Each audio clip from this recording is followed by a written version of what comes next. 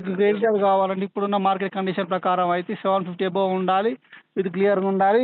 లేదు మీరు ఒక బిజినెస్ ఉందనుకో, మీకు బిజినెస్ ట్రాన్సాక్షన్ చూపించాలి. లేకపోతే 6 months ప్లే షిప్స్ ఉంటాయి కదా, శాలరీ అయితే అవి పెట్టాలన్నమాట. అవును.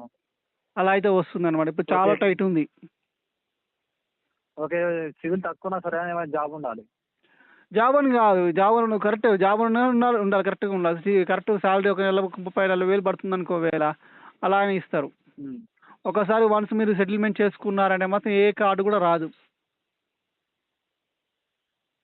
ఓకే. అలా అనమాట. మీకు సివిల్ సెట్ చేసే వాళ్ళు ఉంటారు అనమాట.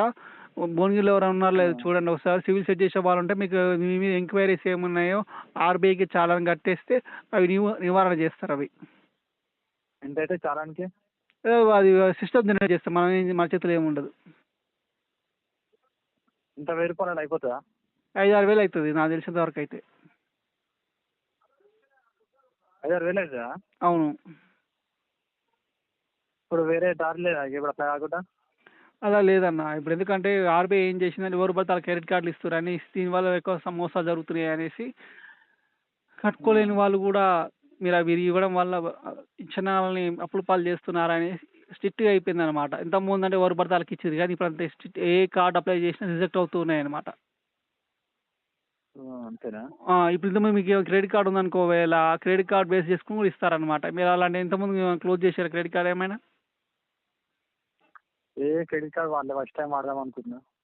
ఓ పని చేయండి, మీకు ఇంకా సివిల్ పెరగాలనుకుంటే ఒక గోల్డ్ లోన్ తీసుకోండి. మునపురంలో అవసరం లేకుండా 10,000 రూపాయలు గోల్డ్ లోన్ తీసుకోండి. ఓ 10 నెలలు వాడండి. దానివల్ల 10 నెలలా?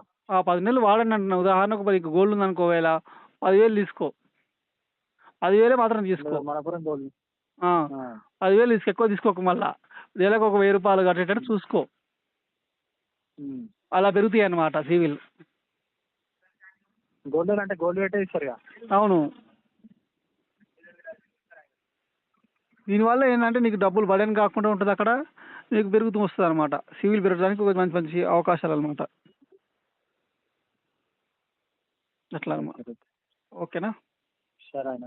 సరే అన్న, థ్యాంక్ యూ. వెల్కమ్.